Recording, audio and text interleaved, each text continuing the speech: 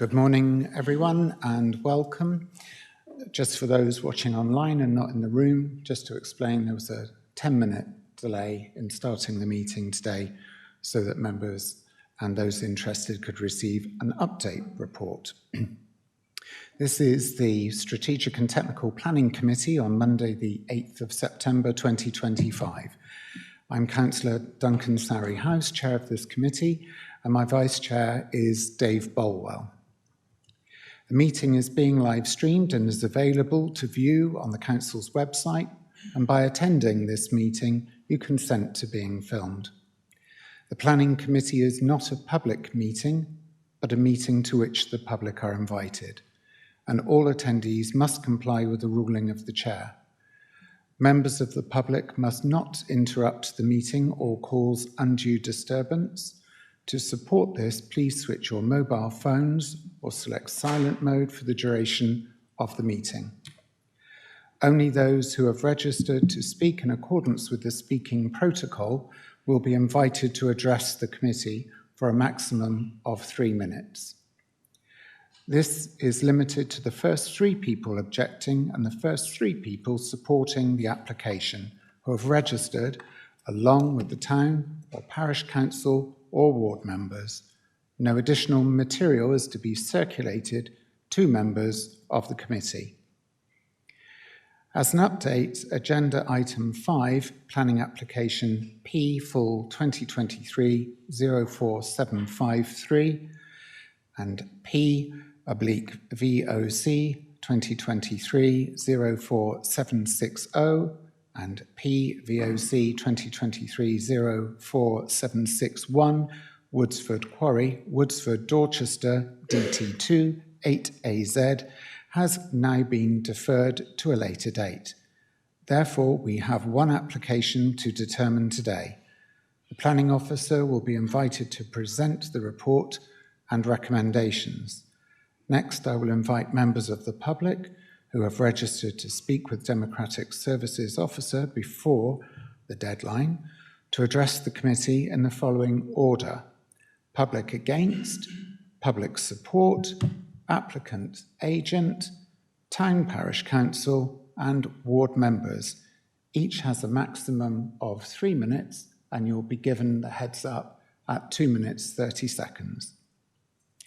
Following on from the registered speakers, the planning officer will have the opportunity to address any salient points they wish to clarify, and committee members will be given the opportunity to ask questions of the planning officer before moving on to their debate. At the end of the debate, we will take a vote and I will declare the decision of the committee.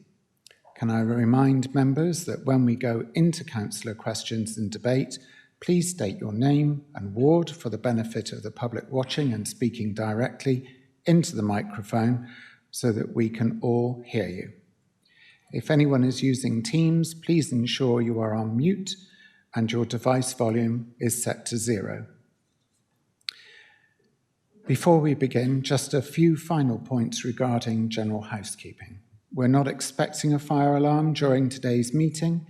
However, should the alarm sound, please leave the building calmly and without delay, using the nearest fire exits, which is located through the main doors at the back of the chamber, exiting at the main reception doors.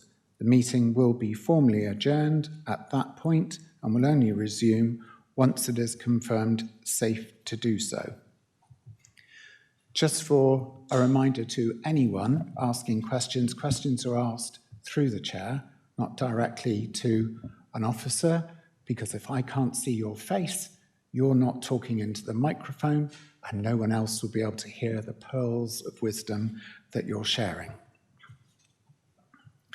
So present today, we've got myself, Councillor Surrey-House, Councillor Dave Bolwell, Councillor Belinda Borden, Councillor Tony Coombs, Councillor Richard Crabb, Councillor Spencer Flower, Councillor Belinda Rideout, and Councillor Dave Taylor and Councillor Dave Took, and Councillor Pete Roper. Good to see you. We have apologies from Councillor Matt Bell and Councillor Craig Monks today. I'm joined today by officers for the meeting: Megan Rochester, Senior Democratic Services Officer; Anthony Nash, Senior Democratic Services Officer; Phil Crowther, Senior Lawyer; Felicity Hart, Minerals and Waste Planning Manager; Susan Hetherington, Transport Development Liaison Manager; and Mike Geraghty, Head of Planning. Welcome. Declarations of interest, members. Do we have any declarations of interest? Okay, Councillor Took, Cranbourne and Alderholt. Thank you, Mr. Chairman. There was a site visit to this application, which I was unable to go on, and I've been informed that that means I'm then ineligible to make comments and discuss this. So I will withdraw at this point from the meeting.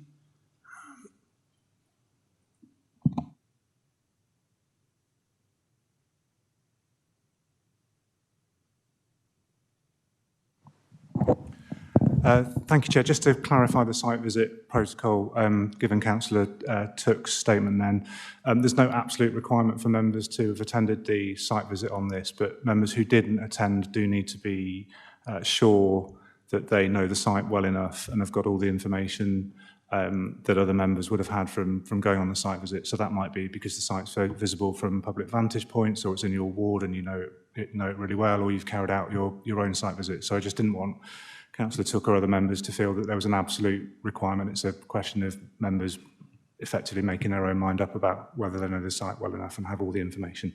Thank you, Chair. Thank you. I'm not sure I know the site well enough. I'm familiar with roughly where it is, but not the detail. So I will withdraw at this point. And thank you all very much.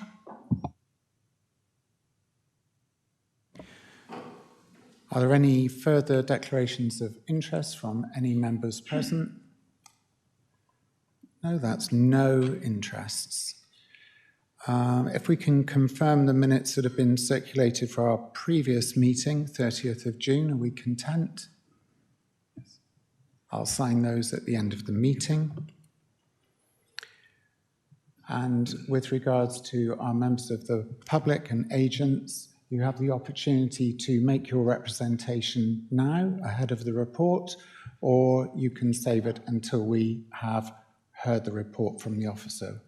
Can I have a show of hands for before? That's absolutely fine. You can make your representation now. And those after? As usual, thank you. Thank you very much. What would your representation now would be a good time for you to say what you want to say? I'm sorry, I don't know your name. You will need to turn on your microphone and speak.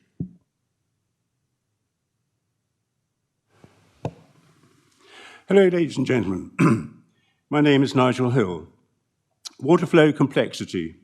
Water flows just below the surface across the land from the current working Woodsford Quarry site to the proposed site of the Hurst Farm Quarry.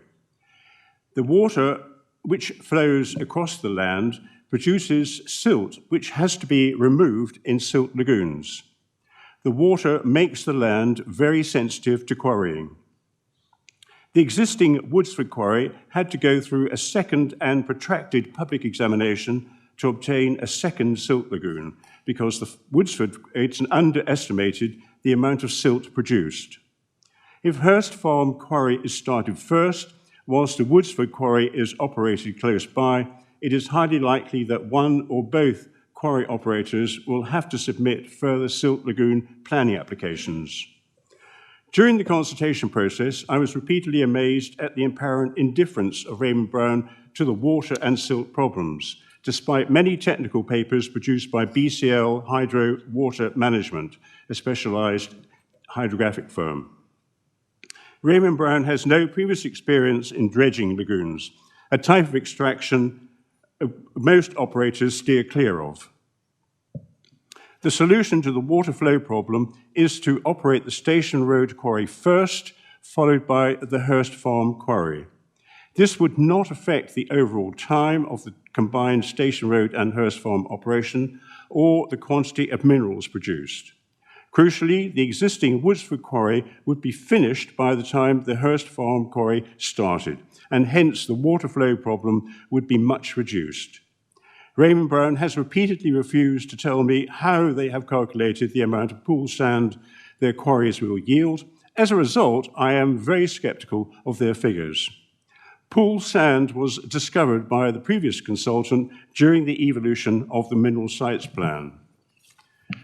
Restoration. At a time when the country has very limited financial resources but has an expanding population, restoration should revert the land to food production. The lagoons on Silver Lake indicate how little the Raymond Brown Lagoon will be used, and the BCL hydro documents clearly indicate that the Hurst Farm site will have virtually little interaction with the River Frome. In summary, I recommend that Raymond Brown start on the Station Road quarry first and the Hurst Farm quarry second. Restoration should be to agriculture. Thank you very much for that representation. Agenda item 5 has been deferred to a later date, and we move on to agenda item 6. Application P4 2023-03982. Land at Hurst Farm and Station Road, Morton, Dorchester, DT2 8RA.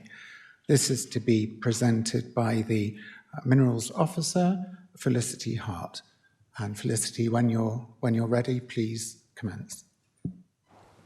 Thank you, Chairman. Good morning, members. This is a minerals application. Proposal is to extract approximately 11.5 million tonnes of sand and gravel, aggregate processing and a bagging plant, and a ready-mix concrete plant and ancillary buildings, including a site office, which would later become a visitor centre. The whole proposal is over 20 to 25 years.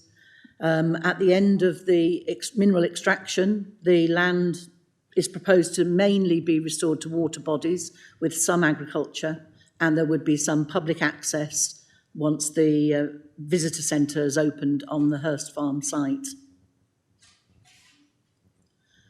Here's a map that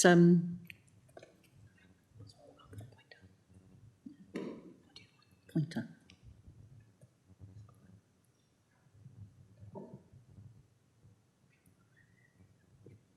Yeah, just get the pointer to show.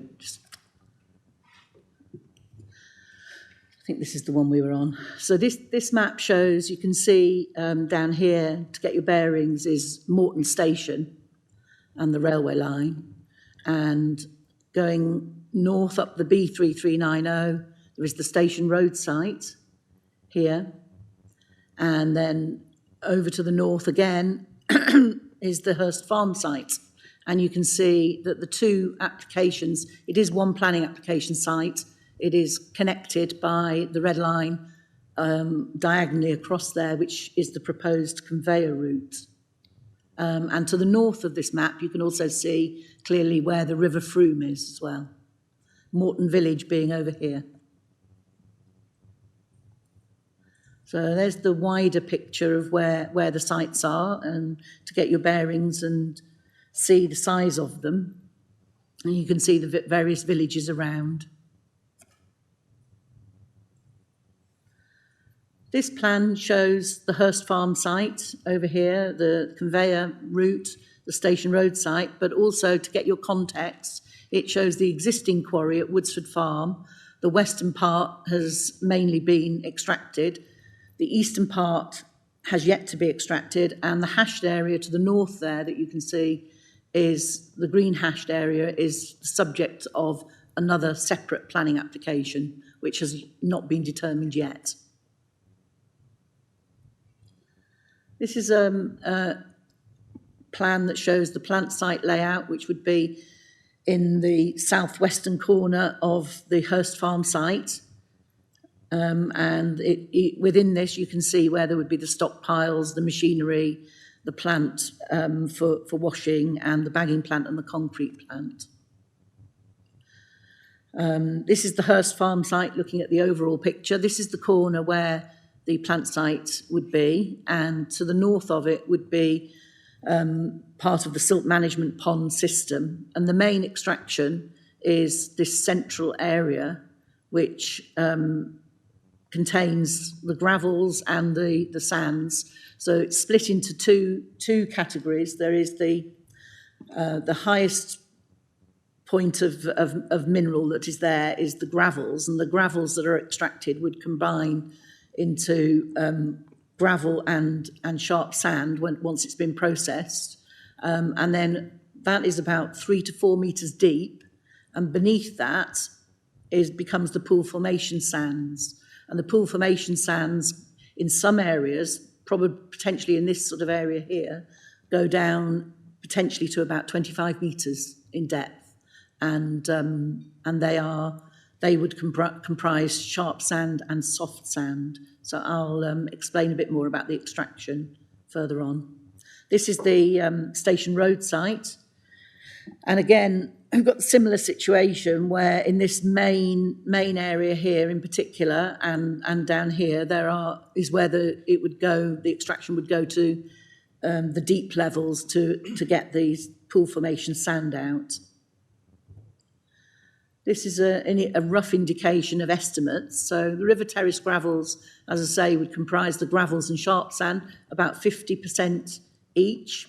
And the pool formation sand would also be divided about half sharp sand and half soft sand. And then the total amount over on the right-hand side that would be extracted during the course of the development.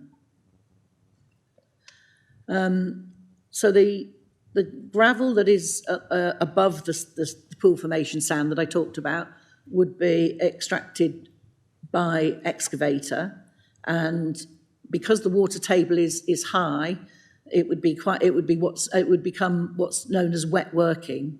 And once the sand is available, once they've extracted the gravel, they get down to the pool formation sand. They have a proposal to extract it with an electric dredging pump, as shown in the picture there. We have another picture of the sort of thing. So because the water table is high, by that time it would effectively be sitting on a body of water like this. It would have the dredging pipe that would go down under the water to where the sand is located, and another pipe that would go over to the processing plant. And it's an electric dredging unit, and is very quiet in comparison to other forms of mineral extraction methods.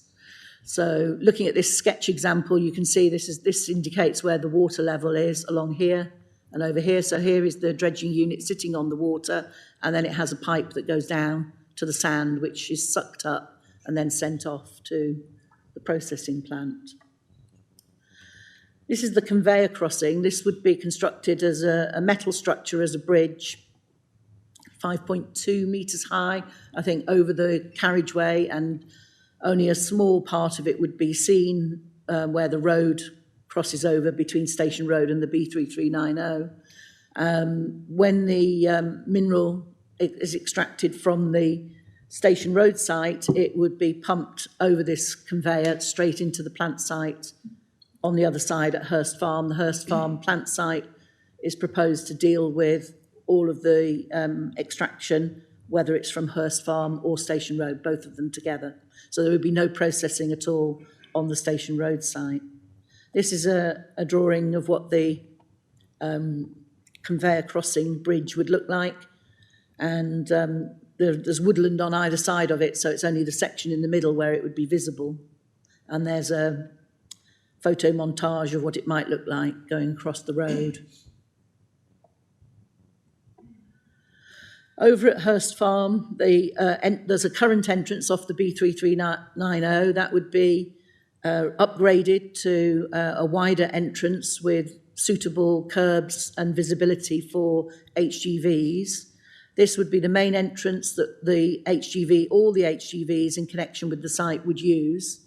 And here would be an office building, a permanently built brick building that would be used as the site office during the first 20 years of the operation while it's operating, and a car park next to it.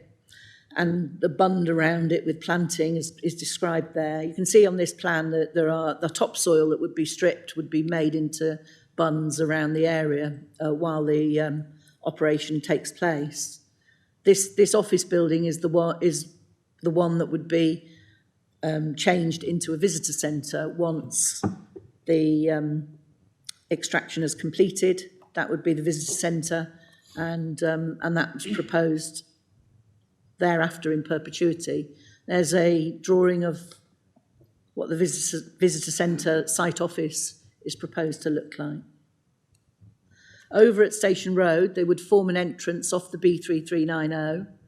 It would be a much smaller entrance than the one at Hurst Farm, but they need to have an entrance, they need to have a compound. There would be deliveries of certain things, and it isn't designed for HGVs, just apart from occasional need for bringing in equipment and so on. So, but they do need a compound there. This map shows the HGVs. It shows the entrance. This arrow here is the Hurst Farm entrance, and shows the split of the intended routes that the HGVs would take from the site. Route 1 in yellow, you can see, goes north to Beer Regis, and Route 2 in blue goes west to Dorchester, and Route 3 is the green one that goes south at Warmwell. Now, the proposed number of HGVs per day has been estimated as a maximum of 200. That's 100 in and 100 out. And the split in terms of the route that they would take is just under half going north to Beer Regis and just under half going west to Dorchester, with the remaining few going south.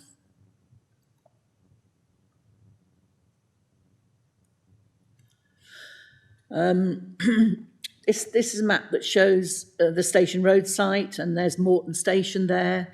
In the mineral sites plan, there was a requirement that there should be a new path created between Morton Station and Morton Village.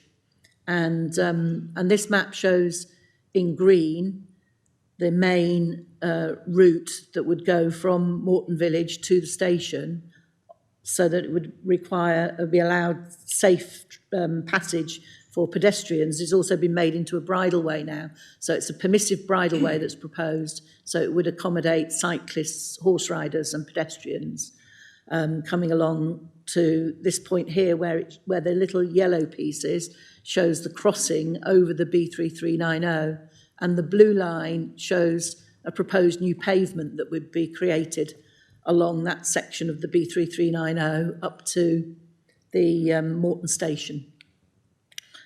At the moment, there's no pavement at all in the vicinity of the station and along the B3390. It's quite a dangerous road to walk on. So the idea of this is that it would make it safer. There's also a proposed exit at this halfway point here, which would allow cyclists to come off and join Station Road. Station Road itself, going east-west, is part of the National Cycle Network. And at this end, there would be a little bridge and an access exit off the route to get into Morton Village. This is a more detailed plan showing where the route would go. It comes along here, crosses over the B3390, and then on this side of the road is where the new pavement would be created. One of the issues that has been dealt with in detail is about Heath lobelia, which is a very rare plant, possibly only 7 sites left across the south of England, extremely vulnerable. And they are found on land near to the application site, not on the application site. And as part of the application, an ecological mitigation and management plan will be put forward, which would ensure the survival and long-term management of this rare plant species into the future. In terms of restoration, because the water table is so high in this location, it means that in a lot of the areas where the most of the mineral has been dug out, there is very little option but to restore to a water body or water bodies. There will be some agriculture restored in some of these areas where it can be, but the main purpose of the restoration scheme has been to design a wetland areas that will encourage new wetland species of birds, for example, as well as other creatures that like water, like otters, and so on. And this is Hurst Farm. This would be this main big lake at Hurst Farm. The visitor centre would be down at the bottom here, as I showed on the detailed plan. And coming out from the visitor centre would be a new permissive footpath that goes all the way around the lake, around the top of the lake.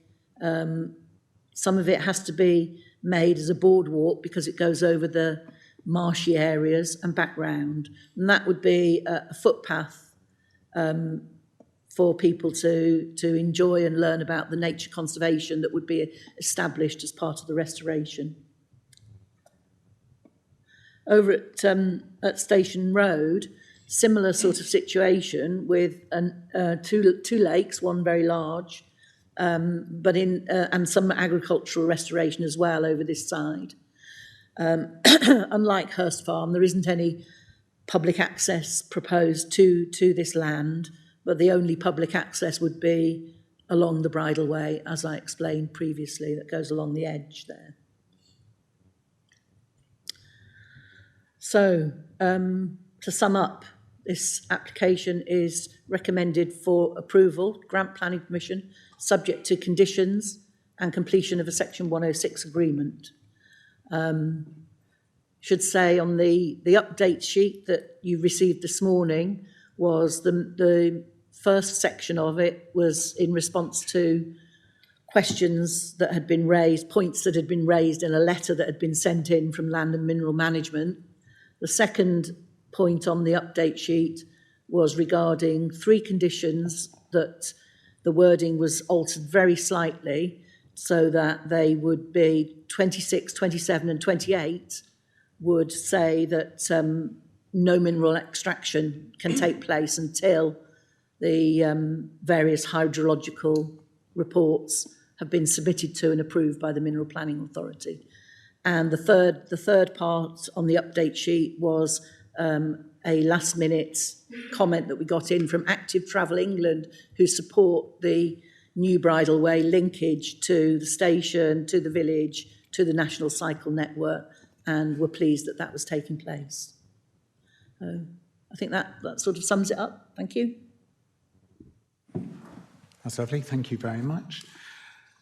We now move to our speakers today, public objection, and our first speaker is Nigel Hill. Nigel, you have...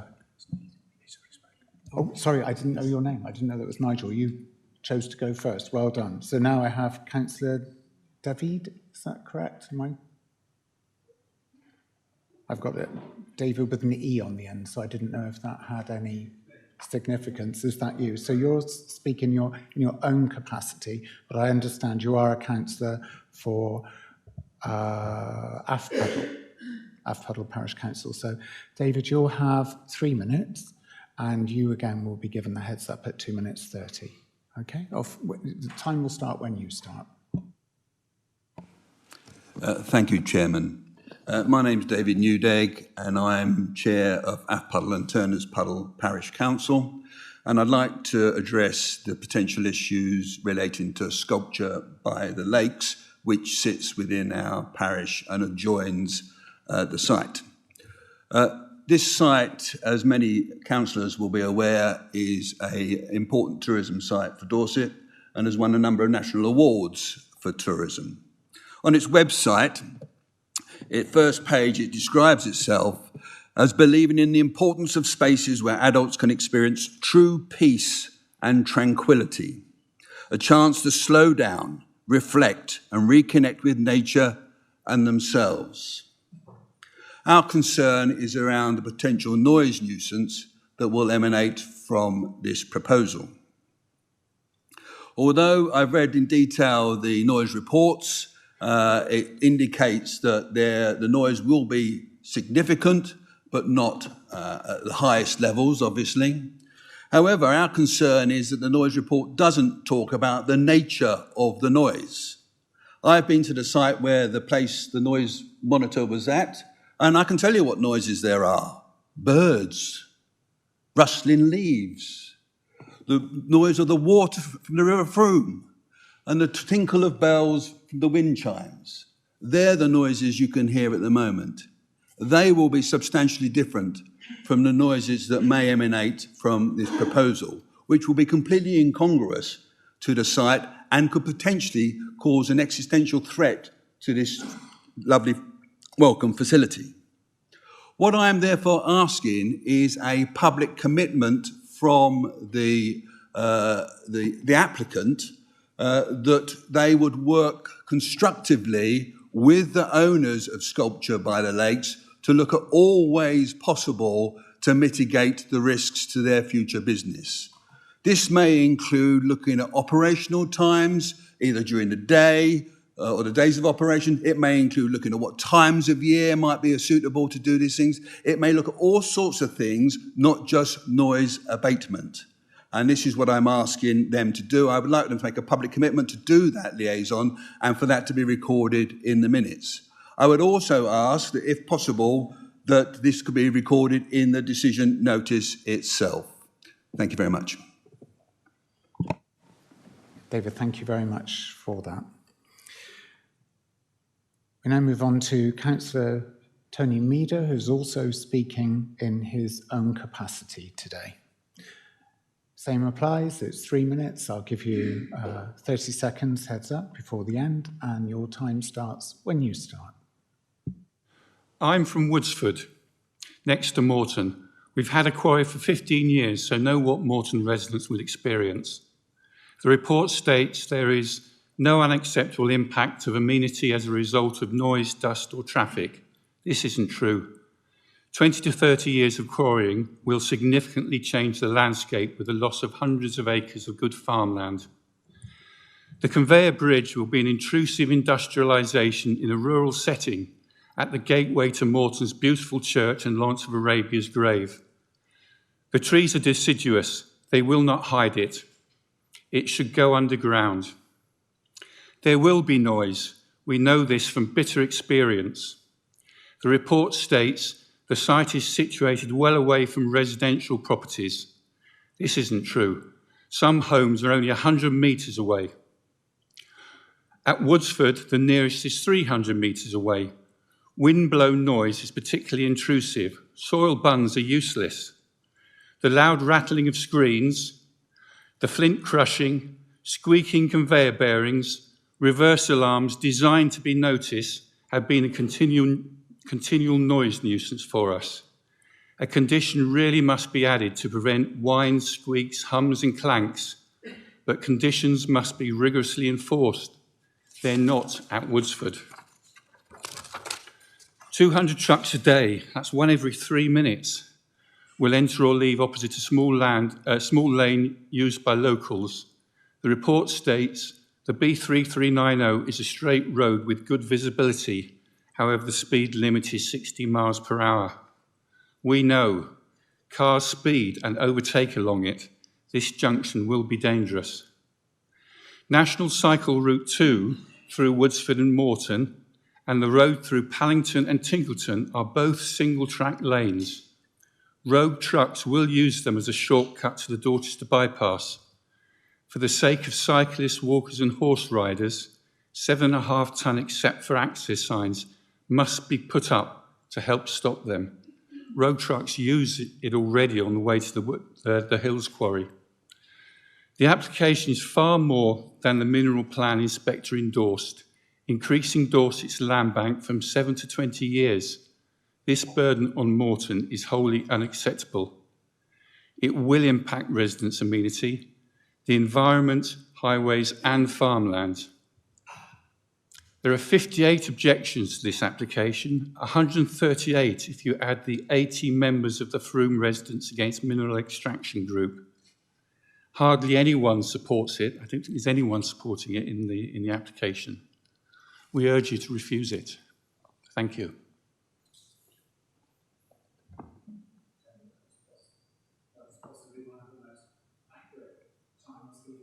Oh, right, thank you.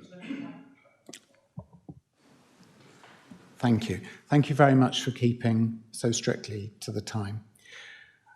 The next person we'll hear from is Councillor Roland Tarr, who's speaking in his own capacity today, neither in objection or support, but this is to be heard as a comment.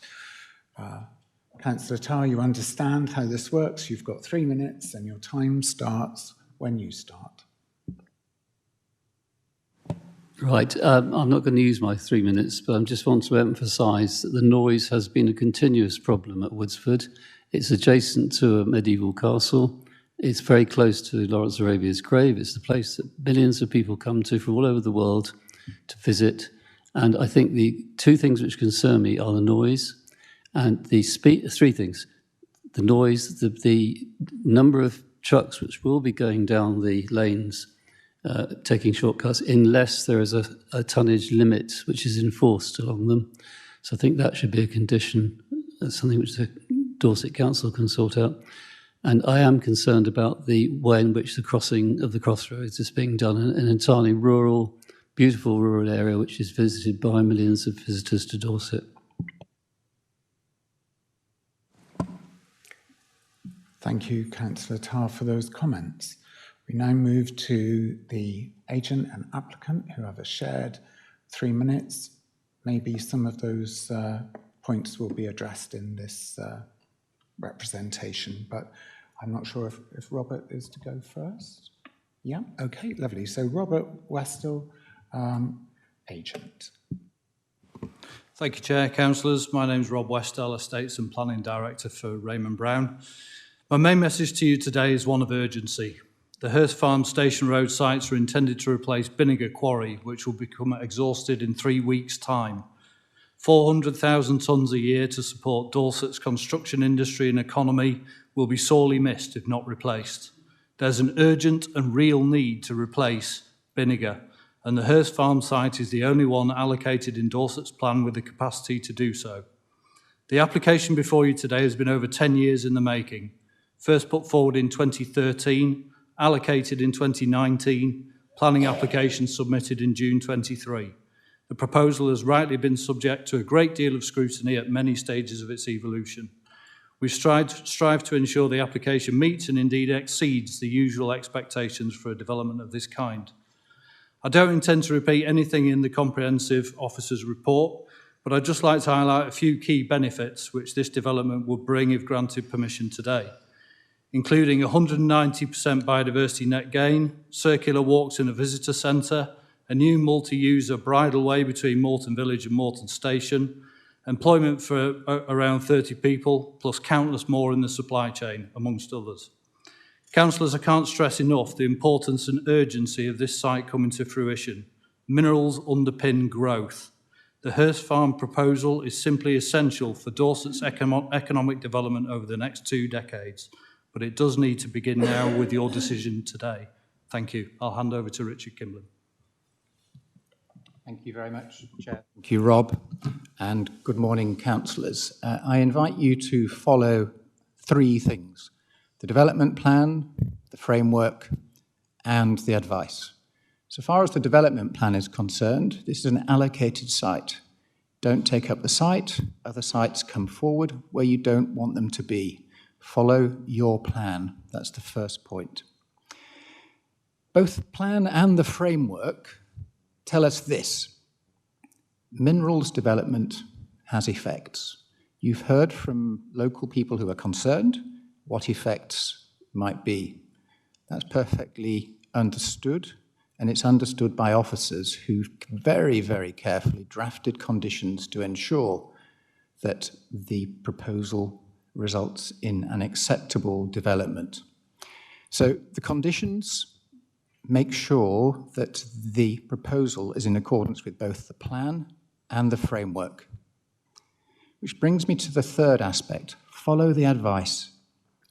You might like to ask your officer how many 100 hours she's spent on this project. You can see it in the report. You can see it in the quality of the report. You can see it also in the advice provided by the statutory consultees.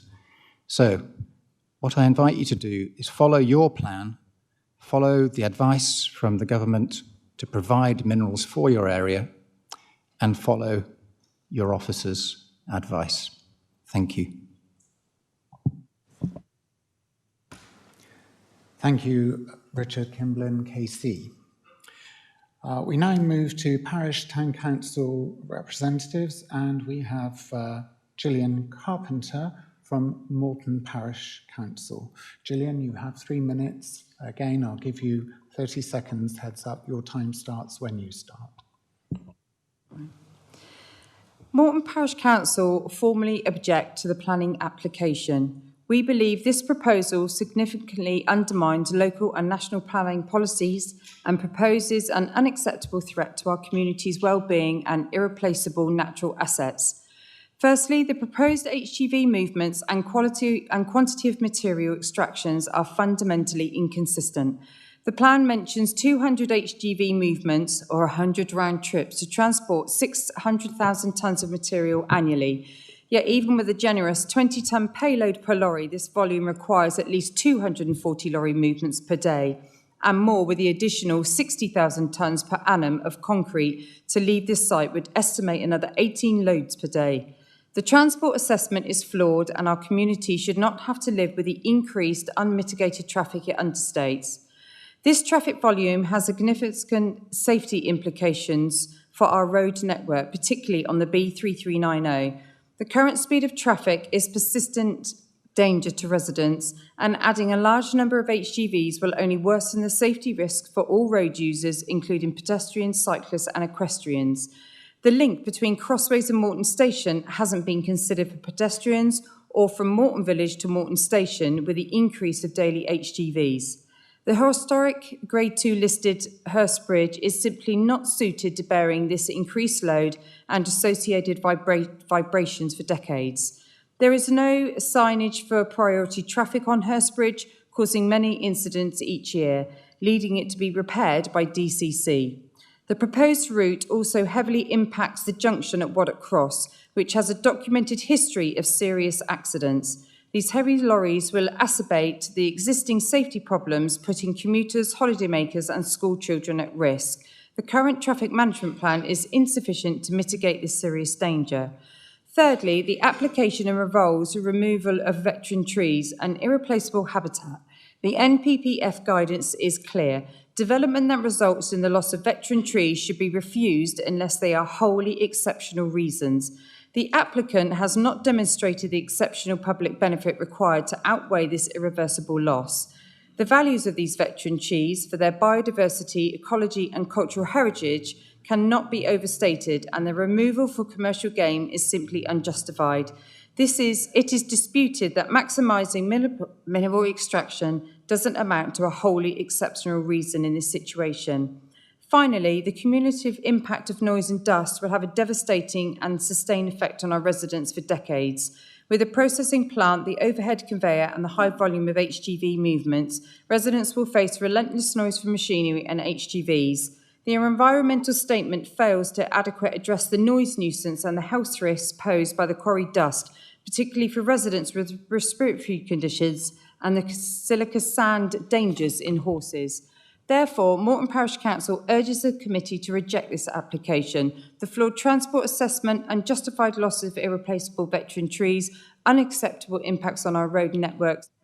Gillian, thank you. That was just over 3 minutes. Thank you very much.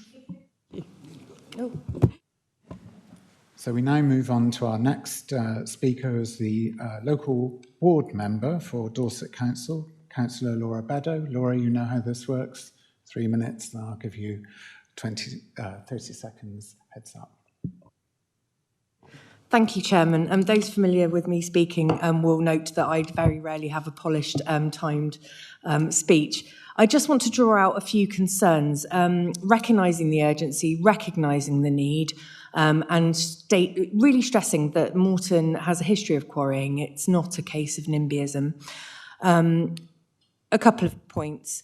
The bridge, Hurst Bridge, I've been involved in 2 incidents there where cars have reversed back into me because an HGV is coming towards them at speed. Those are documented.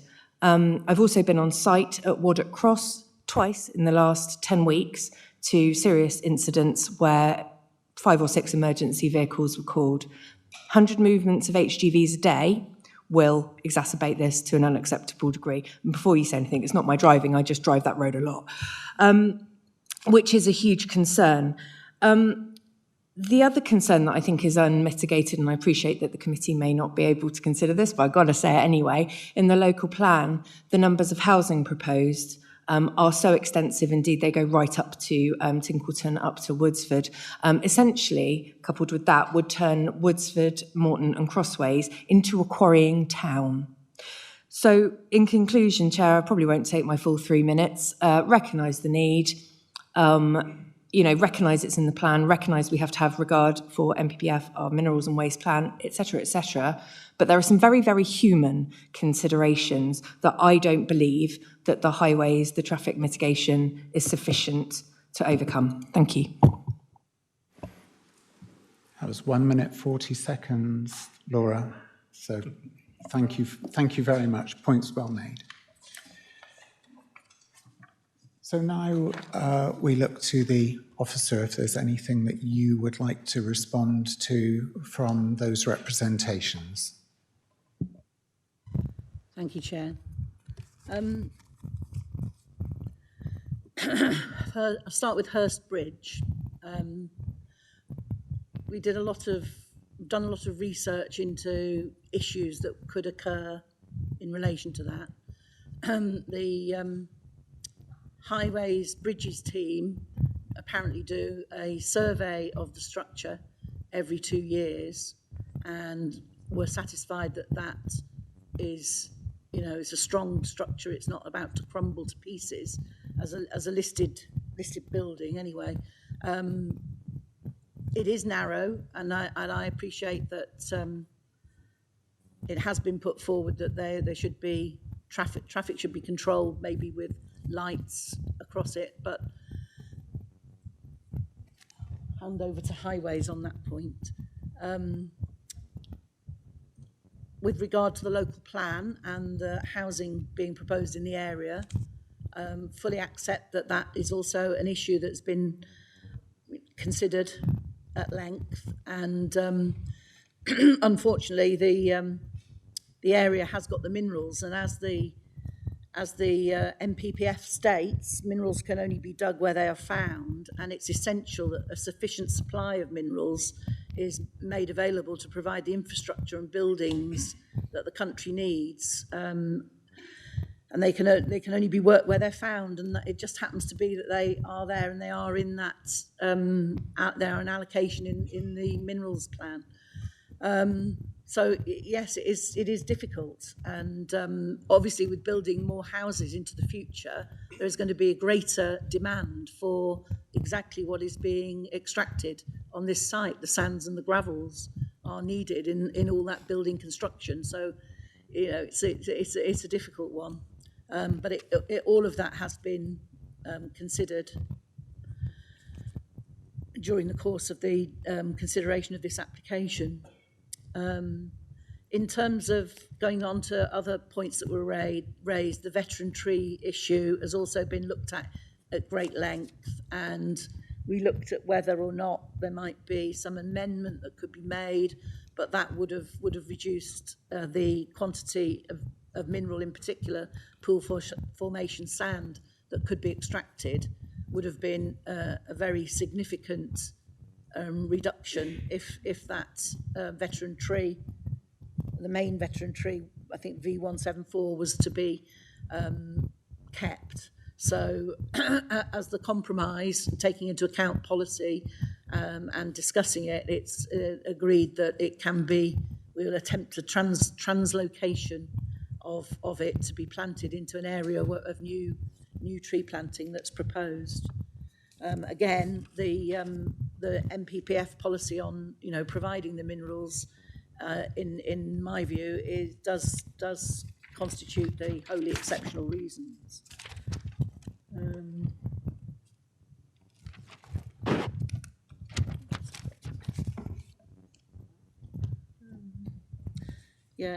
Speed limit, again, I would have to pass over to highways. We've talked about that. There was a stage 1 safety audit done in relation to the crossing over the B3390 to find the best position for it. And it is true that the speed limit at the moment is 60 miles an hour on the B3390. It drops to 40 miles an hour just before the position where the crossing is proposed. But speed limit in the future potentially, could be reduced. I don't know if I can pass over to highways to speak. Is that all right, Susan? I'll finish now. So if you want to ask highways some of the detail on some of those things. Thanks, Chairman. Through you, Chair, did you want me to talk about the bridge? So if we can now hear from highways, Susan Hetherington, with regards to those two issues for highways. Thank you. Yes, thank you, Chair. Good morning, members. Susan Hetherington, representing the Highway Authority as statutory consultee. So just to unpick a couple of those elements, which was first about the Hurst Bridge. I think it's important to say that the level of the development isn't looking to exacerbate the trips on the network to a severe amount. That bridge never raised any particular concerns, but we did actually talk to internal specialists in the structures and bridge team to ensure that whether they had any concerns, and they don't. It is regularly inspected. There is good visibility coming through there, and it's well signed. So HGVs generally yield to a car as they have better line of sight, which means drivers are generally more cautious as they approach something like this, a physical build-out. And it actually acts as a traffic calming feature on the network, and it's already accommodating those types of vehicles on the route. And in terms of the speeding, I believe that was an issue, wasn't it? Yeah, just one moment, because I think that's flagged up.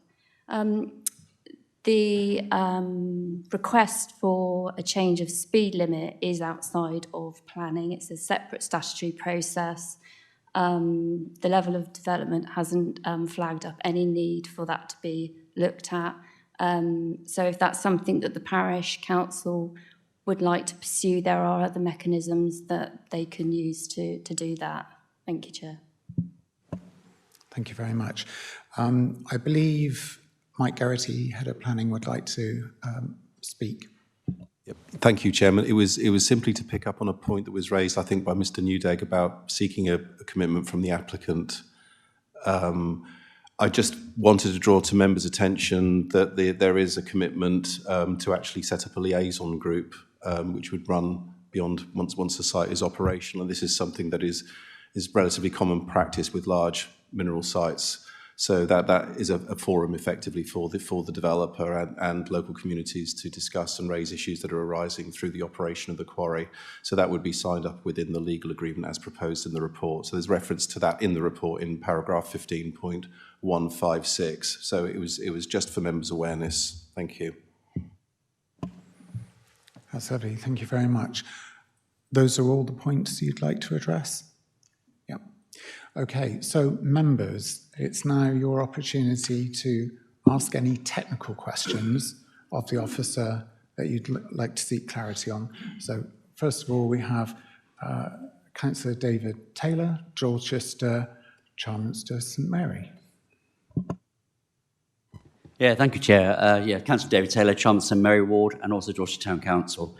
There's a couple of things which have picked up on my mind, and I'm trying to get a clarification of this, Chair, if you don't mind. We're having a report being done about the water, about the depths and drainage and things like that coming out. I take it we're going to have a future, when it comes to us as a presentation, will we actually be going over this to actually investigate what's going on? That's the first question, because then it leads on to my other questions. Thank you, Chair. Are you able to pick that one up, Felicity? Yeah. The question is, when the water has been investigated about the drainage and taking away the, sorry, Chair, the drainage, to making sure that after this investigation is done, is it coming back to committee because it will need a consultation on this afterwards, or does it just go straight forward to planning? Thank you. Yeah, so the situation is that within the conditions in the report, you'll see, I think, the three that I referred to, at least 26, 27, 28, there's a number of conditions of things that the Environment Agency wanted. So they require various monitoring reports to be taken place over 12 months, which I believe has already commenced on the site. So they can't, when they've produced their reports of these hydrological issues, they would then be submitted to the council. The council would consult with the Environment Agency, with their hydrological expert would look at it, and only if the Environment Agency comes back to the council and says that's acceptable, everything's fine, would we discharge the condition. So it wouldn't be something that would, it's a very detailed thing. It wouldn't automatically come back to committee. We would rely on the advice, the technical expert advice of the hydrology experts at the Environment Agency, telling us that what is there has been put forward is acceptable in that respect, and then we would discharge the condition, at which point they would be able to commence mineral extraction. That's how it would work. Thank you very much for that, Felicity. Does that answer that aspect of your question? Okay. Thank you, Chair. Yeah, that was the outline of it, because I wanted to understand what we were going at regarding the progression of works within the site, because as the gentleman said, they've got 3 weeks left on the Binniger site, and that means that this is not going to happen very quickly, from what I can see. So there will be, my question is that, when does the work start? And we've got a kind of an answer around that one there. My other question, as we discussed in quite depth, was the fact of the water table, which is what I want to know about because of the pollution problems of that. We also looked at the fact of streams running into the area, as well as the river, because the river is going around it, but there are relevant streams and tributaries going into the site. So that's obviously, I'll be expected to be sorted out and looked at within the investigation. Traffic is the next one, if that's okay. Can I come on this, Chair? Okay. Traffic. Going into Dorchester from the west, going west in, it says that's a 48% of traffic going in to that area. Now, that's West Stafford and Stinsford. So those areas are fairly tight-laned, and I'm just looking at the relevant traffic control on that, and the developments to the highways just then, which is saying that people would be cautious to drive, or they can't pass lorries on some of the roads, and that they are very, very tiny. So that the question is, that is there a full traffic review on this to making sure that it is actually possible for 100 vehicles a day to go down that road? And that would be a major question there, because that's going to be a problem. The mineral plan, do we see it? No. And then I've got the window as well, 3 weeks, I've just stated over there. That's really it, Chair. I just want to really say that we are looking at, finally, the tree. The famous one, which is paragraph 2, I think, is in the report, to stating we were very, very concerned about the trees, particularly the one major, I think it's an oak, and we're looking at the oak being 200 to 300 years old, and we are very concerned of a loss of huge piece of history on that score. And when we went to the site visit, that was actually labelled quite correctly, that we noticed the trees would be looked after in some way. It's how. Because if they got water pollution there, or water drowning, I would say, of a tree, then we've got a problem in the future of that tree, those trees surviving. So that's another question on that score. But thank you. That's it, really. Thank you very much, Councillor Felicity. So we're looking at commencement date, the protection of the tree, which I know has been quite extensively spoken about, and anything else that was on David's list. I think we go back, thank you, Chair. I think we go back to the point that I made on those conditions with the updated wording that are on the update sheet in terms of commencement. So they can't just go in and commence when they get planning permission. I mean, first of all, anyway, even if members resolve to grant planning permission today, the decision is not issued because there is the section 106, which still needs further work on it to be before the decision can be issued. And then those conditions that require the monitoring of all the water situation, which needs to be sent to the Environment Agency, that has to go through them before we can say yes to those conditions, that they can be discharged. We can't do that unless the Environment Agency with their experts gives that opinion. At that point, it would only be after that development could commence. And there's a number of other conditions within the list of conditions of things that they have to do, reports on other stuff that has to be submitted to us before development commences. So it's not something that happens straight away. There's a lot more, certainly from my end, there'll be a lot more work to do before they could get to that point. So with regard to the water situation, yes, the water table is very high in that location. Obviously, it's a very watery area. It's in the floodplain, very close to the river, and so the water table is high. And that is really what has dictated the end restoration of these water bodies. I mean, there is some agriculture that will come back, be reinstated, but that's really what's dictated the restoration of it. The Environment Agency have been, there's been an awful lot of discussion backwards and forwards with the Environment Agency, with the applicant, and they are satisfied that in principle, what is being proposed for these sites, which is i.e. the wet working method, is acceptable in relation to the hydrology and the river. So they need this final detail that is what is asked for in the conditions, but in principle they consider it to be acceptable. So we take obviously their expert advice on that. With traffic, I mean, they've put forward the split of direction that the HGVs will go. And there is that plan that I showed in the presentation is also the same plan that would be attached to the Section 106 agreement. So there would be a legal obligation that the lorries, follow those routes. So, that's about all that we can do in terms of controlling it. But if it turned out that all of them were going one way or they were going down some little lanes in another direction that they shouldn't be, then that would be in contravention of the Section 106, which we could take action over and ensure that happens in accordance. So that's the traffic. And the trees, well, my understanding, so we've done a lot of discussion on the trees as well. My understanding of the definition of the veteran trees is much more about the ecology that the tree supports rather than the fact that it might be very old.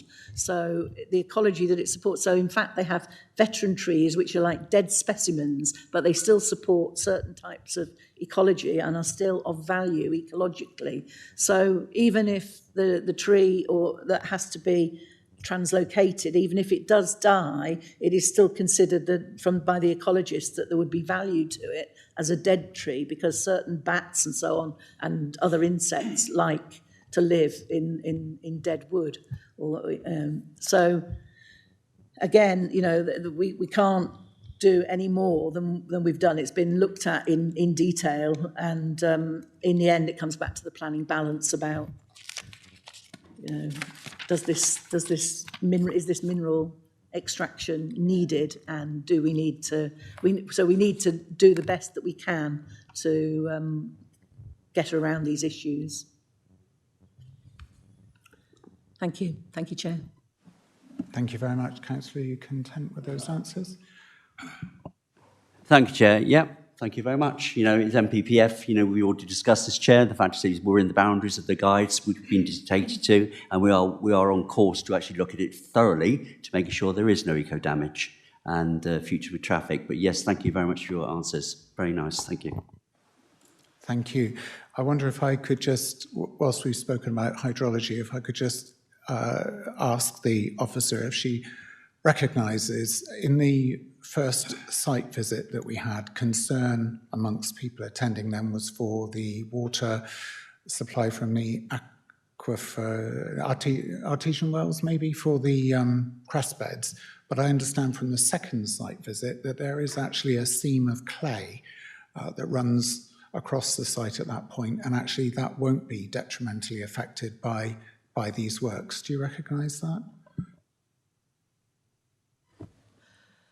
I can't recall that particular thing. Sorry.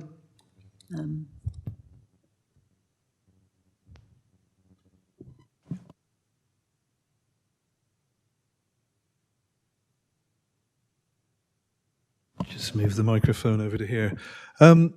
Felicity, on the update sheet this morning, on page 2 of the 5, there's a comment that says, if it transpires that more HGVs will be needed than has been stated in the application, then the applicant is aware they will need to submit a further application to vary the condition. My apologies, I haven't had a chance to relate that to a condition. And also, I'd be interested on how that would actually be monitored, whether there is a requirement on the applicant to give figures like we've had in other applications to prove that certain numbers are coming in and certain numbers are going out. And I'm also interested as to how we can make them go down a certain route as well. So has that been considered in the conditions, please? Okay, thank you.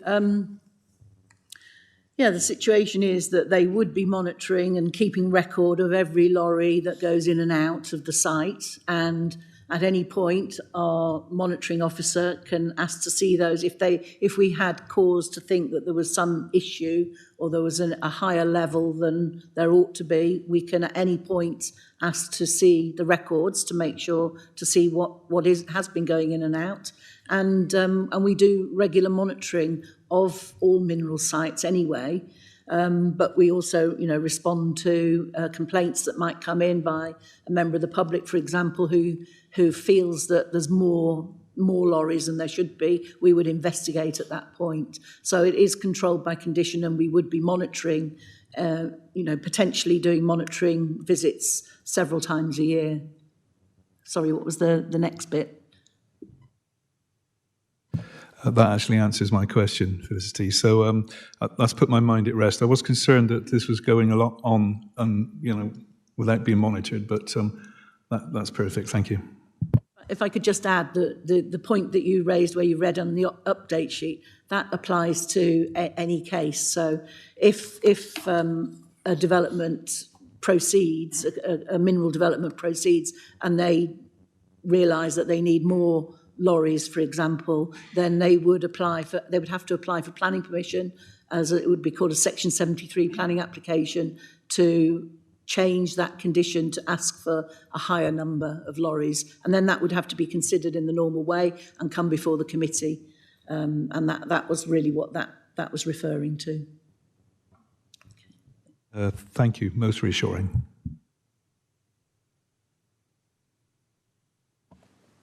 Thank you. Belinda, did you have a question? You had your hand up at the same time as David when he started. Chairman, Councillor Belinda Rideout, representing Gillingham Ward. Thank you, Felicity, for your report. I've read it through twice now. It's a very detailed report.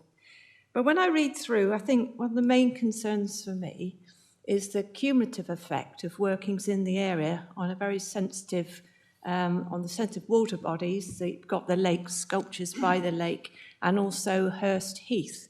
So within the data and within all the modelling, can you confirm that as much as possible, cumulative data from other workings is all combined into the data? And we have such turbulent weather now. We have droughts one year, we have heavy rainfall the next year. How quick can operations change and respond to the different weather patterns so that there's not a catastrophe with the lakes, with the water, the groundwater level? That's my first question. Thank you. Thank you.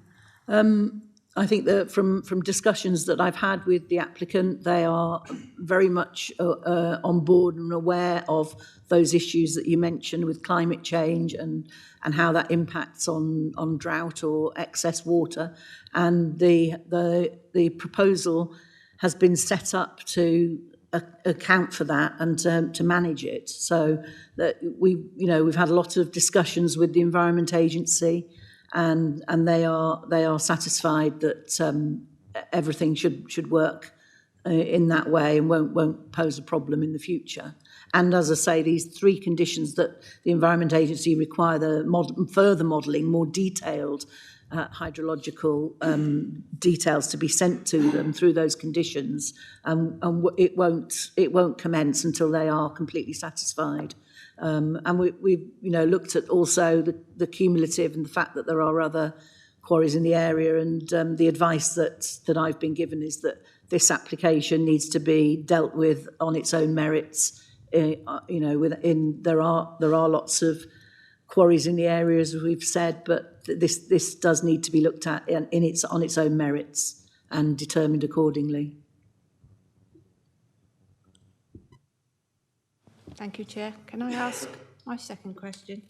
And also in the report, you mentioned the ready mix, the cement plant. Does that, at the end of the workings, I guess that plant also is withdrawn for the restoration? And also, how does it affect highway movements? We've been told there's 200 two-way movements per day. But does the ready mix plant, does that include movements to and from there as well, or is that additional? Thank you. Yes is the answer. So the first part. So yes, it's all removed at the point when extraction ceases, and we've tried to cover that all in the conditions. So it would all be removed and the land restored. And in terms of the vehicle movements, then yes, also the movements to and from that are included within the overall figure of HGVs. Thank you, Chairman. Councillor Tony Coombs, Verwood. Thank you, Chairman. As you just said, Councillor Coombs from Verwood. I was surprised that the presentation that we've received this morning did not cover the removal of the veteran tree, given the significance it has within the arguments for the granting of this application and the government guidance that they are defined as irreplaceable habitats. And we should avoid and reduce the level of impact of development on ancient and veteran trees, and development should be refused unless there are wholly exceptional reasons and a suitable compensation strategy. Now, the only wholly exceptional reason I can hear is economic and profit, because they can get more sand. The compensation strategy so far talks about moving the tree. Now, I don't have any detail of what this tree looks like, whereabouts it is on the site, so I can't get my head round the importance of that. But what I will say is last weekend I was up in the Isle of Axholme, where they're doing quite a lot of extraction on what I would call fenland, that back in the 1600s was brought out of the sea. The land is in constant turmoil and movement because of peat. And as you drive along the road to where I was staying, there is this magnificent oak tree in a field on an island with extraction all the way around it. And so I have a good idea of the size that an island would require, but the fact that it's perfectly possible And given the size of a mature oak tree of that sort of size, of age, sorry, to try and move a tree that big, you are going to destroy a lot of the roots because they will permeate a long way. I just cannot get my head round, perhaps someone could explain to me how this will actually work and manage the tree so that it will survive, because it's not just about the tree being dead, it's about its whole being. And perhaps I'll be emotive and talk about Sycamore Gap. Thank you very much. I think the veteran tree that we're talking about was actually pointed out to us in the original site visit. I think it's in a hedge line, isn't it? And I know we did ask about that at the time with the plausibility of moving it. And there was talk of leaving it in situ as well. It's from the report, it seems that it's to be moved. Do you have any further detail on that? Yes, thank you.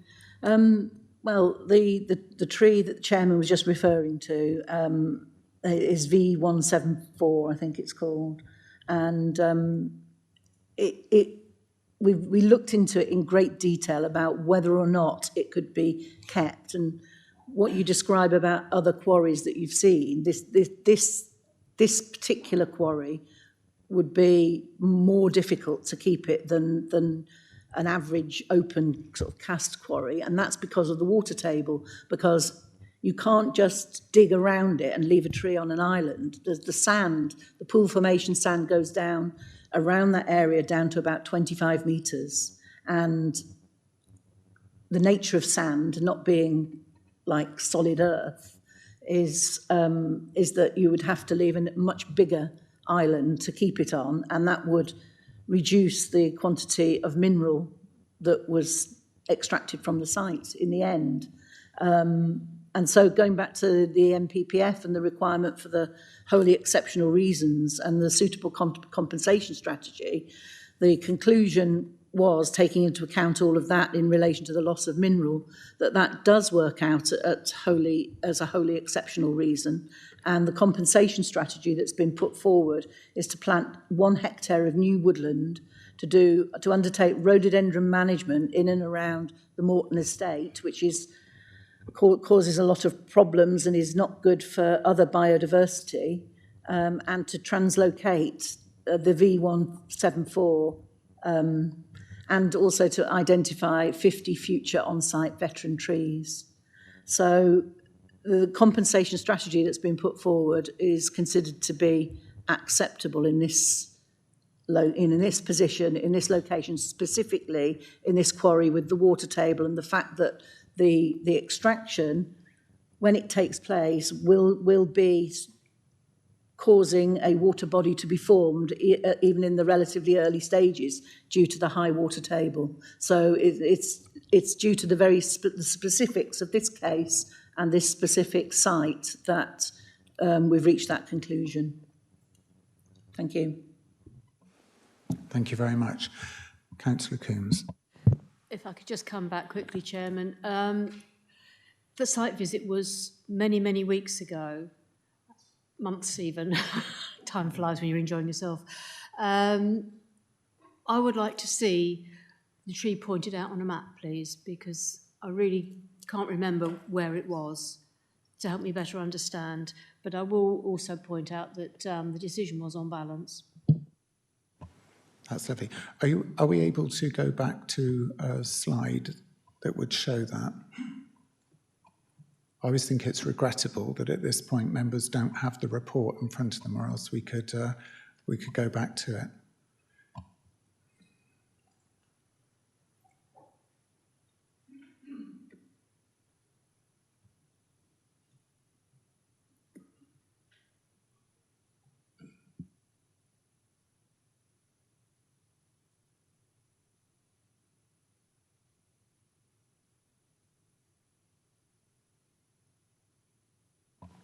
Yeah, in the meantime, Mike Garrity, Head of Planning. Yep, thank you, Chairman. I just thought I'd use the opportunity while Felicity's looking for the map just to maybe provide a bit of context around the circumstances as well and exceptions. And I think just to make members aware of the fact this is an allocated site, but more importantly than that, I suppose, is the fact that minerals do have to be worked where they're found, and that part of the minerals plan, there is a safeguarding policy, and the purpose of that is to safeguard resources as they are known for future and in perpetuity, so that you don't get development that could potentially harm the future working of that mineral. So if you don't work all the mineral in one go, it doesn't go away, it's still there, and that would be a resource that potentially could be revisited in future years. So there's a sort of imperative in some ways to maximise the opportunity to work those minerals as best you can. As the report has identified, there was a bigger resource here than first anticipated in the mineral sites plan when that came forward, but that doesn't mean to say that there's any reason why you shouldn't work that for those reasons. We also know that there is going to be a growing need for mineral over the plan period, and it's really important that we make sure we're providing a resource for that as time goes by. So I think that's just to give members that context of the strategic significance of mineral. The cumulative issues will have to be taken account, and they're thought of through each application as well. But the need for the mineral is there, and it will grow over time, and we have a duty to maintain a land bank of mineral as well. So I think I just wanted to add that to the conversation while we were waiting for the map to come up, because I think it's a useful context just to bear in mind. Thank you.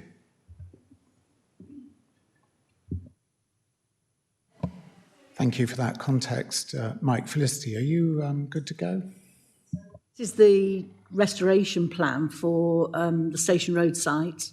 And remember I said there would be an entrance onto Station Road up here. And I think when we did the site visit, we drove in that entrance, we drove down, and the tree that we were talking about was about here, somewhere about here, I think, sort of right bang smack in the middle of the lake.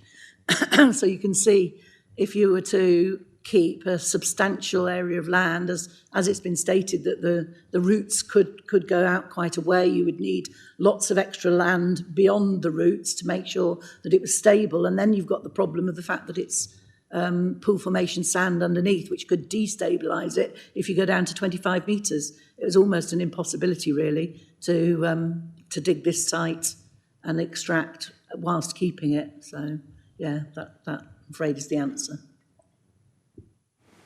Thank you. Councillor Coombs.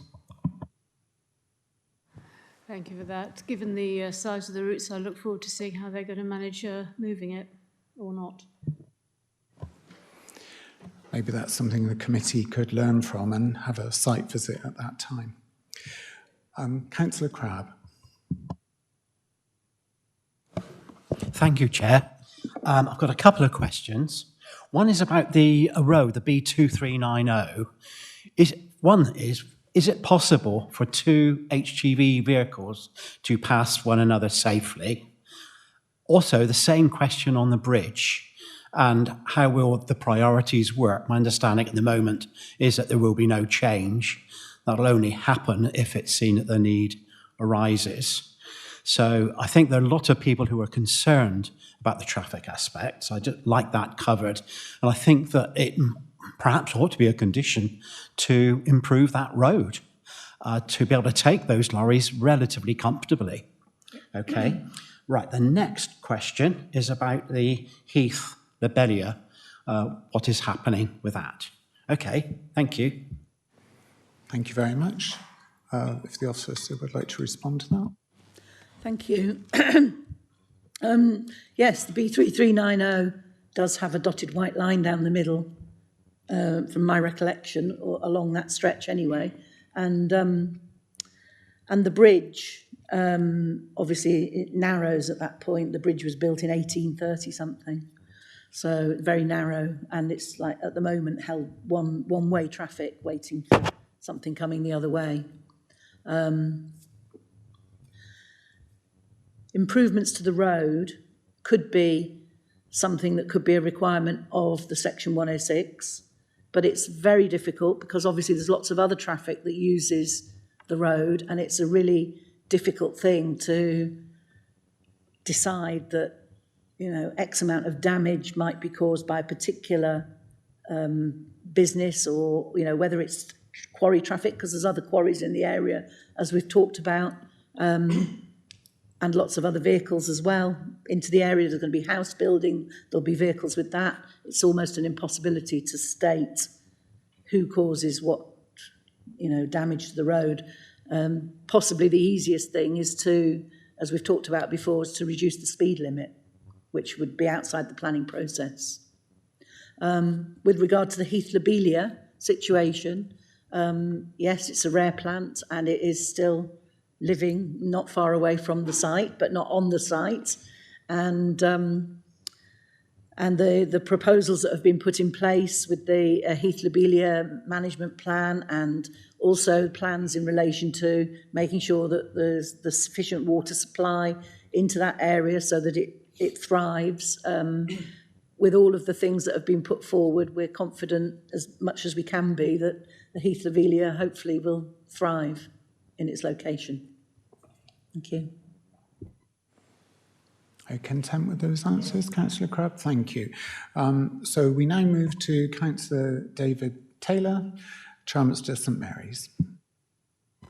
Thank you, Chair. Yes, that's very kind. 2 conditions, please. I'm looking at the fact that we've got a transport problem. Could we possibly have the figures up before, please, Felicity, if that's okay? Thank you, Chair. Of the transport and how it's all divvied up. There you go. That's the one I want to see. 48% on the roads connected to there. Now, we've just kind of brought to the picture as well about the cement making on the premises and the fact the increase in traffic as well of another 100 vehicles. So how many vehicles are we looking at here? Because we're looking at a fair few hundred. Is this per day? And the monitoring situation, this is what I'd like to see as a condition, if that's okay to offer it, Chair, is the actual monitoring. Is it easy to actually contact to monitor? Because sometimes there's a difficult way of getting through the process to actually get in to say, are you aware of this many vehicles on that day travelling, to be actually observed and watched and monitored. So there's the ease of monitoring I would like to see for the public, as well as also for the council. Could that be a condition, please? Yes, go ahead. Thank you. Well, the figures that are put forward, they are daily. It's proposed to be a maximum of 200 a day, HGVs this is, which could be a variety of sized vehicles over 7.5 tonnes. And they would be 100 going in and 100 coming out. And obviously then they split and go these different routes. And in terms of monitoring, I think I said before that the operator of the site is required to keep the records. So we, the council, can inspect those records at any time if we receive any sort of complaint from a member of the public. The difficulty from the public's side is, of course, understanding, is that a lorry that's come from that site or has it come from somewhere else? And is it somebody else's lorry?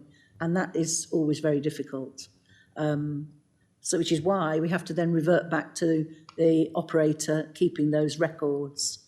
And in terms of monitoring, we will be, we react to any complaint from anybody that they think that there is a problem, and we would be looking at that, but we'll be looking at it on a regular basis anyway as a monitoring, as we do of all quarry sites as well.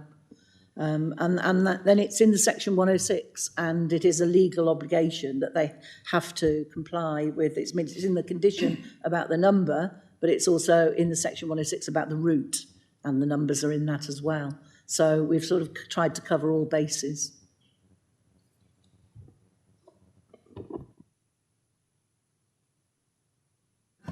Go ahead. Thank you, Chair. Yeah, that's the thing about the monitoring. Yes, it has been well covered. I'm pleased to say that the development, the spec of the operation has actually shown it to be very well covered, which is great. My concern was the fact that the public are seeing things, or there's something's not going quite right, i.e. there's more than 200 journeys a day. How is it being monitored? But you have stated that quite clearly, firstly, on that score. Thank you. Could I just add as well that I should have said that the local liaison panel as well would be taking place on a frequent basis, hopefully, and and then that can be discussed and sorted out at that as well. Thank you. Thank you very much. We now move to Councillor Belinda Borden, Lyman Charmouth. Thank you, Chair. Yeah, Belinda Borden, Lyme Regis and Charmouth. I'm curious to understand whether or not there's any, with the wetland restoration scheme, is that part of a wider sort of strategic look at surface water management and flood mitigation at all, or not?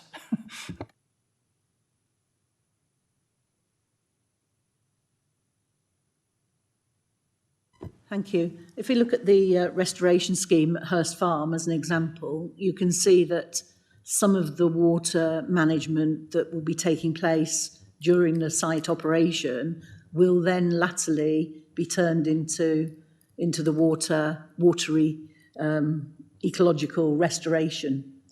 So if you look at that one at the top there, that pond, when it's operating, will be, I think that's their one of the silt management ponds anyway, and it will become a pond in the future in its own right. And then again, next to it as well, that's also an area that was part of it. And yet further down, some of it that was part of the water management in other locations like here would be restored back to agricultural pasture. So some of it is dictated by the water management, but some of it isn't. If that makes sense. Thank you. Yeah, thanks. No, I was just wondering whether there was a wider, if you like, a wider geographic scheme. I don't know whether there is. That's why I'm asking. So, for example, in the Brit Valley, there's a government-funded kind of catchment project. So I was just wondering if these proposals linked into some kind of wider project that's looking at land management and flood mitigation, etc. I just don't know. Thank you. No, they don't. These are just the two sites themselves in respect to the water. Thank you. Are you content with that? Thank you. Councillor Belinda Rideout, Gillingham. Thank you, Chairman. Belinda Rideout, representing Gillingham Ward. Just a quick question.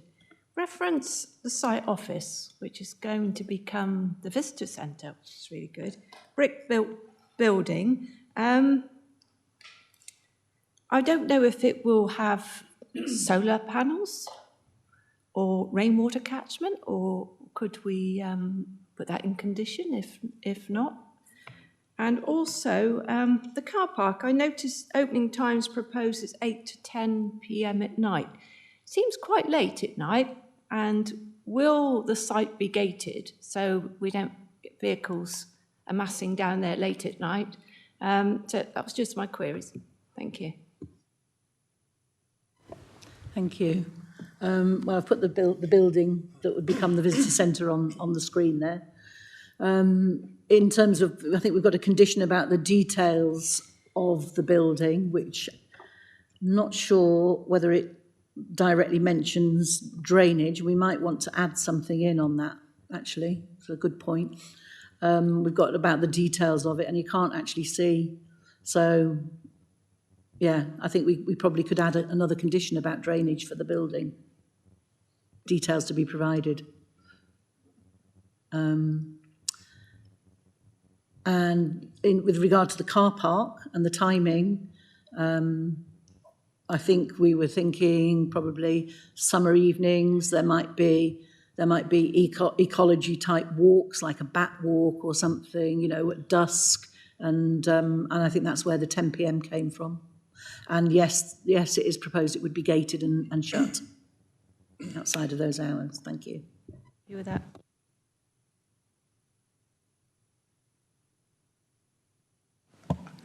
Okay, so now we move to Councillor Pete Roper, Portland.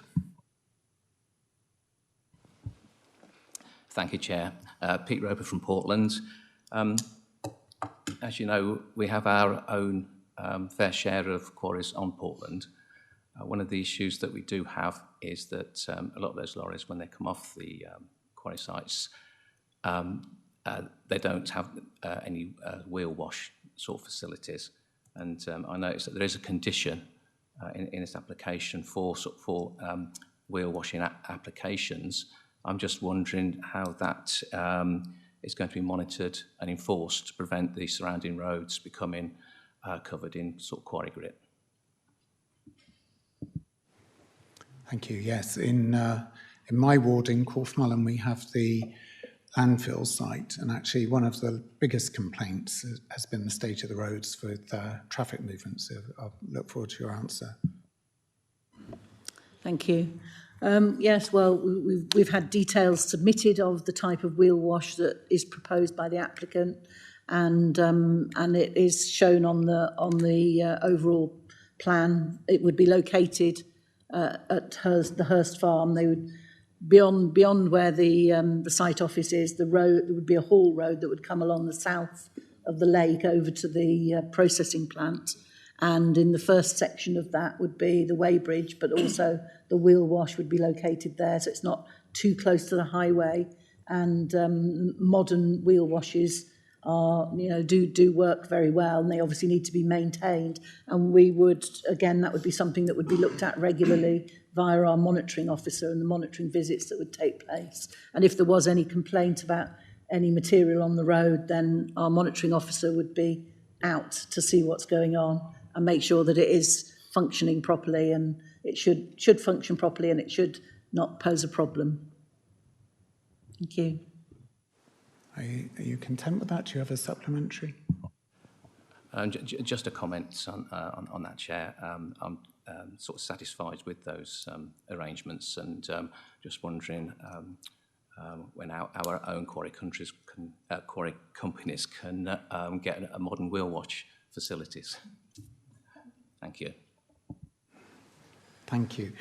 I've got 3 points that I'd like to ask, please. One of them, on my screen, the slides aren't numbered, so I'm sorry I can't send you to the slide, but it was the vehicle movements slide.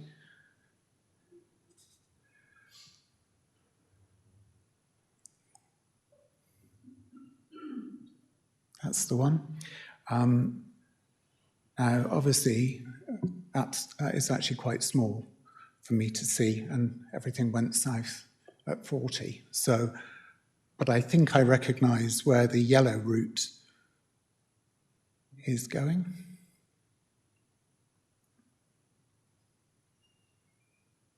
Yeah, down through to Beeridges. There you go. That's quite helpful because that's larger now. Well, now it's all gone on my screen. I just wonder why that particular route was chosen, going through the village of Beeridges and not down the Lane End route, which would be a much shorter route and actually come out on the A35, which has a very big splay. If we're to look at 47% of vehicle movements going along that route, that's 94 vehicle movements a day. It passes the first school. There is quite a lot of traffic already there coming out of Bovington Camp, which can be tanks and large military vehicles, as well as the through traffic. So I just wondered if that might be something that could be looked at, because I think it would have less impact on that community. My second point was when we look at and I'm mindful of Councillor Coombs' comments with regards to the tree, if we look at the restoration and the lakes, then I wonder if it's the same or very similar substructure to the soil there. What's to stop degradation of the boundary of the lake? Will it be inclined at the bottom? Why would the edge of that be more stable than the substructure around a tree? That's my second question. And my third question is, I haven't noticed anything, I say I don't have the report in front of me, but on my second site visit, the agent mentioned to me that the estate had requested that they were able to charge for parking at the site. And I understand why they would want to do this, and I understand that the revenue would be ring-fenced for the maintenance of access around the site, and that's fine. However, mindful of the charges of, let's just say, other estates in the neighbourhood, I would not like to see those charges become prohibitive to people accessing what will become a diverse wildlife habitat. And I would like to see those charges capped at no more than what the local authority is charging at the time of restoration. Thank you. First point, Beer Regis and the map. That is the route that's been put to us by the applicant. It hasn't been queried as such, so definitely I could have discussions with them and we could see if we could come up with an alternative. And obviously, as I say, this map is going to be part of the Section 106, and we've got to do some more work on that to finalise it. So there is opportunity for discussion, further discussion, and coming up when we can, keep you in the loop with that. But yeah, that's something we can do. With the tree, let's see if we can go back to that one. So you're talking about the width of that piece of land between dividing the two. And I'm afraid I don't know the answer as to the difference geologically or, under the ground between that area and the area where the veteran tree is. I'm afraid I don't know the answer to that. Applicant might know, but I don't know. And then the third point about charging for parking, yes, I think we've already amended the wording for the Section 106 to make sure that the charges are capped in line with other Dorset Council similar car parks. So that can be done. Thank you. Thank you. It would be good if that cap was realised as not a challenge, but a cap. I think with regards to the route and going through Beer Regis, the first school is set to expand. The local plan provides for more homes in Beer Regis, and the location of the school is such that I would expect many students to be walking to school, and certainly that would be within the desire of the council for sustainability. So rather than there become an issue, I would welcome those conversations with directing the traffic, which is quite possible. School buses and all sorts use that route, so it's certainly wide enough. I would appreciate that. Any more technical questions? No? Quite happy to move to debate or take a proposal, however members feel. Councillor Belinda Rideout, Gillingham. The Rideout, Gillingham Ward. Thank you, Chairman. Well, I said, I've read the report, I've been on the site visit, I've listened to all the comments, and I had a whole list of questions, which I think I've ticked off one by one. I know there's some controversial parts to this application, particularly the tree, which I don't like to lose a tree. But I think on the whole, mitigation has gone as far as it can, and it will keep going as far as it can going forward. So I think the benefit of this outweighs the harm of this application. I'm happy to propose it. Thank you.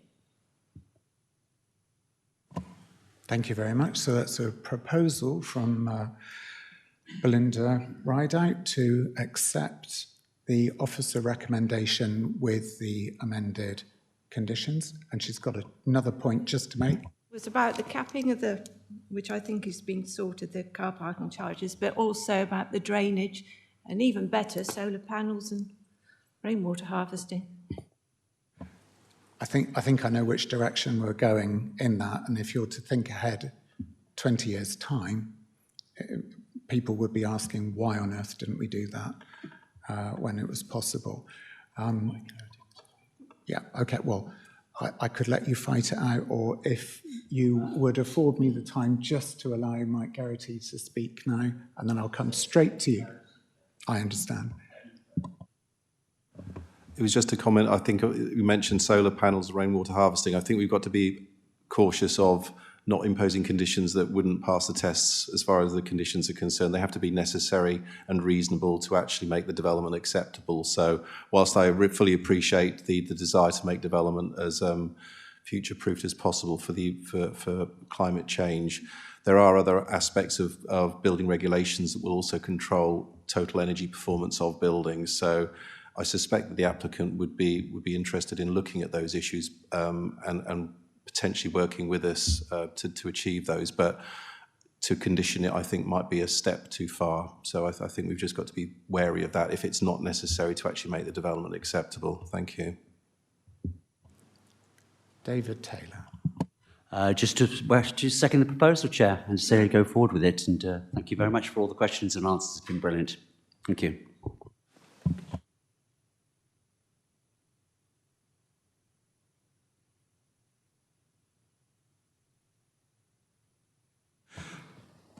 Councillor Coombs. Thank you, Chairman.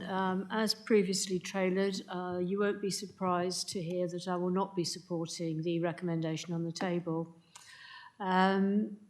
This council declared a climate and ecological emergency and only a matter of weeks ago declared a nature emergency.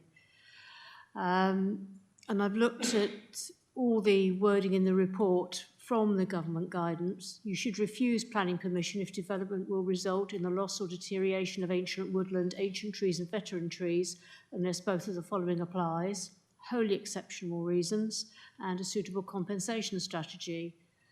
But the compensation strategy must not be used as part of your decision on the exceptional circumstances. It stands next to it and afterwards. And I look at the comment in the report, considered in this instance on balance, more weight should be given to maximising the amount of mineral accessed in the site area rather than the retention of the veteran tree. And that to me does not amount to exceptional reasons, so I will not be supporting the proposal on the table. Does anybody else wish to speak at this time? We have a proposal. We have that has been seconded. If I can just reconfirm with the proposer that it is to accept the officer recommendation with the conditions and things that we have spoken about this morning. Thank you. Yes. Yeah. So many of those things have been contained within the update sheet that we received this morning. So just for the record and to be clear, it's too inclusive of that.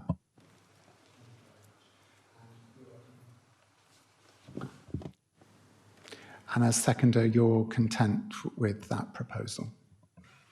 Yeah, thank you very much. Sorry, should I say that again? Absolutely. Belinda. Thank you, Chair. Belinda Borden, Charmouth and Lyme Regis and Charmouth. I think I'm minded to support the proposal on the basis of a lot of work that's gone into this and a lot of expert opinions have been looked at, and this process is ongoing, and that I'm reassured by the local liaison group and the commitment to monitoring the vehicle movements and the condition of the roads. I'd slightly like to come back on my colleague's suggestion about the future-proofing of the building, because I feel that where we as a planning authority can have influence, then we should have influence, and therefore I accept that a condition might be too far, but if every effort could be maintained to support Belinda Rideout's suggestions of solar panels, rainwater harvesting, sort of showing the sort of, in a way, the sort of far-sightedness and leadership in terms of the restoration, if this could be applied to the building and the car park as well. I just would like to urge that on the process. Thank you. Maybe those aspects could be noted and recommended if we can't condition. Can I just ask clarity of the officer with regards to the veteran tree? I fully understand why that's a sticking point for Tony and what she's cited. However, you also cited information suggesting that a veteran tree's value also is there, and we're not saying that they're trying to kill it, but should it not survive the move, it still has value. Could you just speak about that? Yes, Chairman, that's correct. So the designation as a veteran tree, as I understand it, is not just about, the tree is very old, but is about it hosting a certain level of ecological, has biodiversity on it and possibly living within it. And if the tree, and this goes across the board, if a tree is to die, but is still there and that doesn't fall down, even a fallen tree can support ecology. But certainly, if it's translocated, it's fully expected that it would be there. If it does die, it would still have considerable value from an ecological perspective. Thank you for that. So just to be really clear, the guidance that Councillor Coombs read is satisfied as long as the tree, in whatever state, remains within the site, and that it would only fail if the tree were to be removed completely. Yes, that's correct. Thank you. Okay, are we happy to go to a vote, members? Yeah, so in the usual way, by a simple show of hands, those in favour of the proposal, please show now. There we go, have you got that? Okay, thank you. So that's 8 in favour. Those against? Okay, that's 1. Thank you very much. Any abstentions? I haven't counted us all in the room. That is all of us, isn't it? Excellent, thank you very much. So, item P, full 2023-03982, land at Hurst Farm and Station Road, Morton, Dorchester, DT2 8RA, is approved. Thank you very much to officers that have supported this morning, to members for attendance, those people that have spoken, agents, and members of the public, and for my legal support and Vice Chair. Can I ask Democratic Services if there are any urgent items today? No? And is there any exempt business? No. I will now sign the minutes, and the meeting is closed at 12:03. Thank you.